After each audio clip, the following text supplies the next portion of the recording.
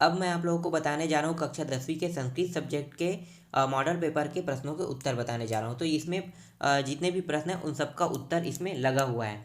तो आप इन सभी प्रश्नों की अच्छे से तैयारी कर लेना। यहाँ से आपको बोर्ड एग्जाम में टोटल 60 से 70 नंबर के क्वेश्चन देखने को मिल सकता है। और इसमें जितने भी प्रश्न हैं सबके सब मोस्ट आईएमपी क्वेश्चन हैं।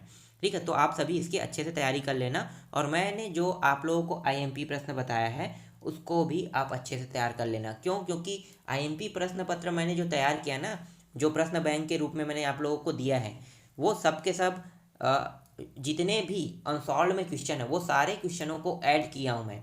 किसी न किसी सन में आया है वो, और हो सकता है इसने ये ऐड नहीं किया है। ठीक है, ये जो मॉडल पेपर है इसमें सभी ऐड नहीं होगा, लेकिन मैंने जो दिया है उसमें सब ऐड है। और उस आईएमपी प्रश्न में इन्होंने जो जितने भी प्रश्न यहाँ पे चारों मॉडल सेट जो दिया है, इसमें जितने भी प्रश्न हैं वो सारे के सारे प्रश्न उस आईएमपी सेट में आपको देखने को मिल जाएगा। तो आप उनको भी अच्छे से तैयार कर लेना, क्योंकि बहुत कम प्रश्न मैंने बताया है और वो सबके सब मोस्ट आईएमपी क्वेश्चन है। ठीक है, चलो अब शुरू करते हैं। तो यहाँ पे पहला प्रश्न देख लेते हैं। तो यहाँ पे देखो वस्तुनिष्ठ प्रश्न दिया हुआ है, यहाँ पे चार में से एक ऑप्शन ढूंढ के यहाँ पे आंसर लिखना है। इसके बाद देख लेते हैं दूसरा प्रश्न। ठीक है, यहाँ पे रिक्त स्थान है। फिर यहाँ पे देखो अगला जो है ये सही जोड़ी मिलाव है। फिर यहाँ पे देखो दूसरा प्रश्न, तीसरा और चौथा और पांचवा। ठीक है, ये सारे के सारे प्रश्न सेम टू सेम है, जैसे इससे पहले वाले जो दो सेट मैंने बताया था ना उसमें है सेम टू सेम, ये भी वैसा ही सेट है। इसके बाद देख लेते हैं छठवां प्रश्न। देखो समास विग्रह बताना है इसमें। सातवां में देखो धातु रूप बताना है। ठीक है, जिस धातु रूप में बनाने के लिए उस धातु रूप का बनाने के लिए कहा है उसमें आपको बनाना है। इसके बाद देखो आठवां प्रश्न देखो। ठीक है, शुद्ध वाक्य करना है। फिर नौवां प्रश्न देखो, नौवां में यहाँ पे जो गद्यांश दिया है, ठीक है, इसका यहाँ पे प्रश्न जो दिया है इसी से ढूंढ के आपको आंसर बताना है। फिर यहाँ पे देखो 10वां में भी आपको हिंदी में अनुवाद करना है। ठीक है, 11वां प्रश्न में देखो एक श्लोक दिया हुआ है, इस श्लोक को पढ़ के यहाँ पे जो प्रश्न है उसका उत्तर आपको निकालना है। यहाँ पे पहले ही यहाँ पे उत्तर लगा। ठीक है, तो मैं आपको सिर्फ प्रश्न के तौर पे बताते जा रहा हूँ। फिर देखो 12वां प्रश्न है, दो श्लोक यहाँ पे क्या है, श्लोक हिंदी भाषा में अनुवाद। तो मतलब यहाँ पे जो श्लोक दिया है इसकी हिंदी भाषा में अनुवाद करना है। 13वां में आपको देखना है, यहाँ पे देखो उत्तरायणी संस्कृत भाषा। तो 13वां प्रश्न में आपको प्रश्नों के उत्तर देखने को मिलेगा जो जिसका उत्तर आपको संस्कृत भाषा में ही देना है। फिर यहाँ पे आगे देखो 14वां प्रश्न में देखो, 14वां प्रश्न में भी प्रश्नों के उत्तर ही बताना है आपको। ठीक है, 4 नंबर के प्रश्न आएंगे, हर एक प्रश्न एक एक नंबर का आएगा यहाँ पे। फिर आगे देखो 15वां प्रश्न। 15वां प्रश्न में देखो क्या लिखा हुआ है, तो यहाँ पे सुक्ति बताना है, 4 सुक्ति। ठीक है, मैंने पहले ही कहा था कि आपको 4 सुक्ति याद कर लेना है, तो आपका 4 नंबर तो पहले ही फिक्स हो गया। फिर इसके बाद देखो सुभाषितानी बताना है। ठीक है, एक मिनट ना, क्या बोला है, 2 श्लोक। ठीक है, यहाँ पे सुभाषितानी वाला जो श्लोक है वो बताना है।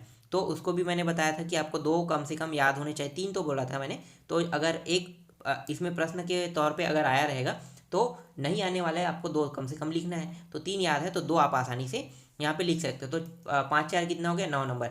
9 नंबर आपका ऐसे ही फिक्स हो गया। ठीक है, इसके बाद देखो अपठित गद्यांश दिया हुआ है। ठीक है, तो एक पदेन उत्तर देने के लिए क्या है, जो जो कहा है यहाँ पे आपको करना है। इसके बाद देखो अगला प्रश्न देख लेते हैं यहाँ पे इसी में। ठीक है, पूर्ण वाक्य उत्तर देने के लिए कहा है, यहाँ पे जितने प्रश्न उनका भी। फिर यहाँ पे देखो निर्देशानुसार उत्तर देने के लिए कहा है, यहाँ पे सबको उत्तर यहाँ पे लगा हुआ है। फिर यहाँ पे देखो ब खंड में देख लेते हैं। ब खंड देखो प्रचारक को प्रतिशुल्क क्षमा प्रार्थी के लिए क्या लिखना है, आपको लेटर लिखना है। ठीक है, प्रार्थना पत्र। फिर इसका अथवा देख लो, यहाँ पे अथवा लगा है। फिर यहाँ पे निबंध भी देख सकते हो। ठीक है, ये सब निबंध पहले ही वाले, इससे पहले वाले सेट में मैंने बता दिया है। ठीक है, तो ये सब वही निबंध है। चलो आगे देखते हैं। इसके बाद देख लेते हैं बी सेट को, डी सेट को। ठीक है, क्योंकि ए बी तो मैंने पहले ही बता दिया है, तो अब देख रहे हैं वो कौन सा है, डी सेट है। ठीक है, तो डी सेट को देख लेते हैं। तो डी सेट में देखो यहाँ भी सेम प्रश्न वैसे ही जैसा उसमें आपको देखने को मिला है, सेम टू सेम वैसा ही इसमें भी देखने को मिलेगा, बस प्रश्न अलग अलग रहेंगे। ठीक है, चलो आगे दिखाता हूँ। उसके बाद यहाँ पे देखो 2 3 4 5 देख सकते हो। ठीक है, संख्या अलग अलग है यहाँ पे, और यहाँ पे देखो लेकिन जो प्रश्न है वो सेम है। तीसरा में जैसे संधि विच्छेद है, चौथा में देखो प्रत्यय है, और यहाँ पे 5 में देखो उपसर्ग है। तो ये सब के सब प्रश्न इसी फॉर्मेट में आपको आपके वार्षिक एग्जाम में देखने को मिलेगा। ठीक है, इसके बाद देख लेते हैं 6वां प्रश्न। देखो धातु रूप वाला है, फिर से आ गया। ठीक है, समास विग्रह यहाँ पे देखो 7वां में, तो समास विग्रह भी आपको देखने को मिलेगा, धातु रूप भी देखने को मिलेगा। फिर 8वां में देखो यहाँ पे वाच्यम पे। ठीक है, तो यहाँ पे वाच्य बताना है आपको, तो यहाँ पे ये जो है ये कौन सा वाच्य है ये बताना है आपको। फिर 9वां प्रश्न देखो हिंदी भाषा में अनुवाद करना है। फिर 10वां प्रश्न देखो, 10वां प्रश्न गद्यांश दिया हुआ है, ठीक है। इस गद्यांश का आपको क्या करना है, हिंदी भाषा में अनुवाद करना है। 11वां प्रश्न देखो, श्लोक दिया हुआ है, इस श्लोक को आपको पढ़ के, ठीक है, क्या करना है, हिंदी भाषा में अनुवाद करना है। फिर 12वां प्रश्न देखो, हिंदी भाषा अनुवाद है, ये भी अनुवाद में आया है 12वां प्रश्न में। फिर देखो 13वां प्रश्न क्या है, 13वां प्रश्न संस्कृत भाषा है, ठीक है। 13वां प्रश्न में आपको प्रश्नों का उत्तर बताना है। तो यहाँ पे देख सकते हो सभी प्रश्नों के उत्तर भी है और हिंदी में भी बताया गया है उसके आंसर को, ठीक है। चलो आगे देखो, इसके बाद देखो 14वां प्रश्न देख सकते हो, 14वां प्रश्न में भी प्रश्नों के उत्तर आपको बताना है।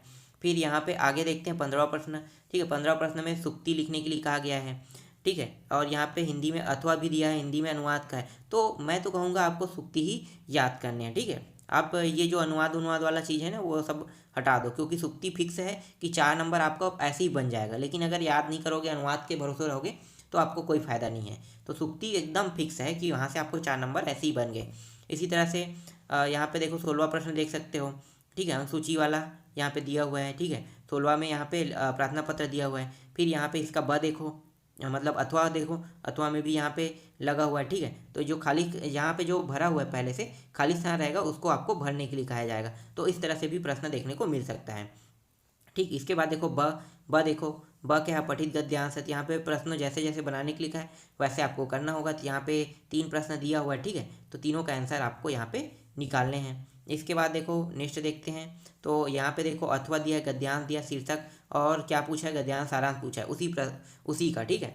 वही वहाँ पे जो पठित गद्यांश दिया था उसी का उपयुक्त गद्यांश और शीर्षक और यहाँ पे सारांश भी पूछा है उसने, ठीक है। आगे देखो, इसके बाद देखो 2 श्लोक लिखित, ठीक है। तो इसका मतलब क्या है, सुभाषितानी जो कहते हो ना, वही जो है 2 श्लोक आपको याद करने हैं। फिलहाल मैं कह रहा हूँ कि 3 याद करने हैं आपको और सिर्फ 2 लिखने हैं। क्यों, इसलिए मैं कह रहा हूँ क्योंकि अगर एक इस प्रश्न में अगर गलती से आ जाता है तो आपके लिए नुकसान हो जाएगा, क्योंकि आप उन श्लोकों को नहीं, उन सुभाषितानी को नहीं लिख सकते जो इस प्रश्न पत्र में आए हैं। तो 3 याद करोगे तो 1 आता है, तो 2 तो बचेगा ना, तो उसी 2 को आपको लिखने हैं, ठीक है। चलो आगे देखते हैं।